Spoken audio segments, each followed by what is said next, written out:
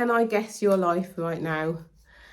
I bet that when you wake up, you wonder if you're going to feel unbalanced. I bet you, when you go out, you wonder if people think that you're okay or if they can see that something's wrong. I bet you leave your house with, I don't know, medication or things just in case. You probably are at the stage where you don't want to get out of bed and you feel really depressed and self-aware. Can I also guess that you're feeling really anxious? There are certain things that you try to do, I've tried to do as a sufferer of vestibular migraine or a chronic dizziness illness, where you will do things because you just want to make sure that you're okay, or you'll prevent things going places because you want to make sure you're okay, or you'll be at work and probably have like an exit plan. And it's just so unfortunate because these are the things that are keeping you stuck. They're keeping you doing this, just going around in that cycle. And the way how we get out of that is safety.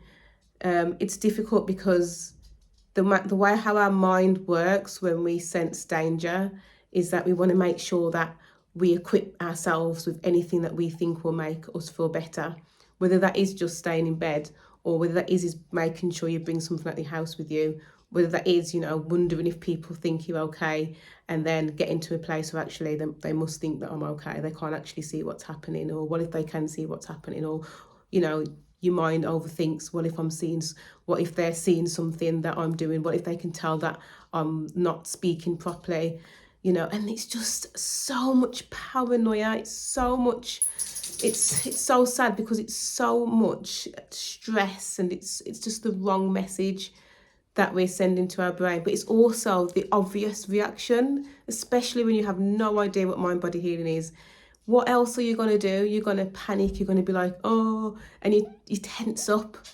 When we tense up, we're saying to our brains that something's wrong. And it's important for us to know what it is that triggers us. It's important for us to know what it is that makes us feel on edge.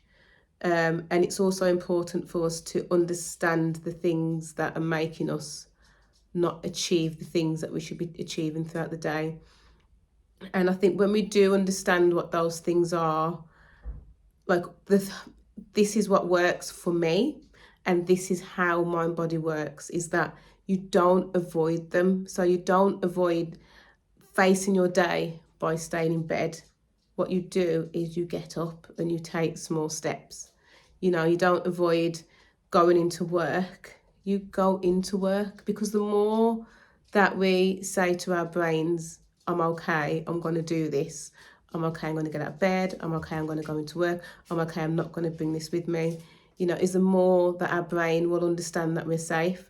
And it isn't just doing the things that we're scared of, it's how are we thinking about those things that we're doing to make our brains know that we're safe. So I know I always talk about taking those deep breaths, telling yourself that you're okay, but it is actually doing the things. It's feeling that fear of something and doing it, rather than pushing it back and leaving it over there, because the more you resist, the more the symptoms will persist. And so we need to try and walk into the things that we are fearing bit by bit. That isn't me saying, get out of bed, jump in the car, go to work, because even that approach of just doing stuff is saying to our brain, oh, whoa, that's, what's going on there. It's doing things bit by bit to tell our brains that actually we're safe, and creating those new ones. Because, in the mind-body space, we've heard about neuroplasticity. We know that the symptoms come from a scared brain.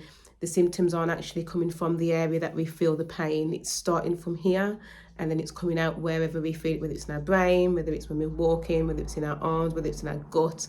It's coming from the brain. The brain is telling these parts of our body that you need protecting. So you need to do something to protect him or her.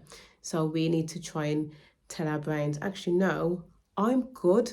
You don't need to protect me. I'm going to go out and do these things that you're saying I can't do.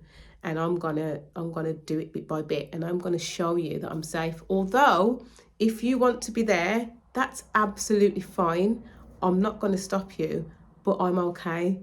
And so, you know, it's difficult, but it's not unachievable. It's actually very achievable.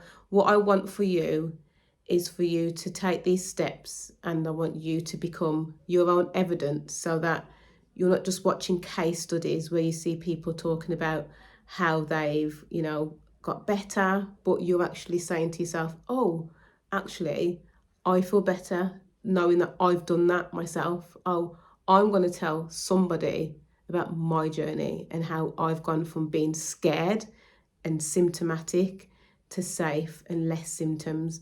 And the more you take that approach, as the days go, as the weeks go, as the months go, as the years go, you will see that your brain is understanding that you are safe, and you've created so many safety neurons that those fear neurons are so little. So the setbacks don't come as much because it's so little now, that even if you do get a setback, you know how to respond. And that is essentially how mind body healing works. And so, yeah, I hope this has helped somebody today. And yeah, I hope that the safety element of this is really absorbed, and that you use this to try and create safety essentially. And so yeah, have a nice day and take care. Bye bye.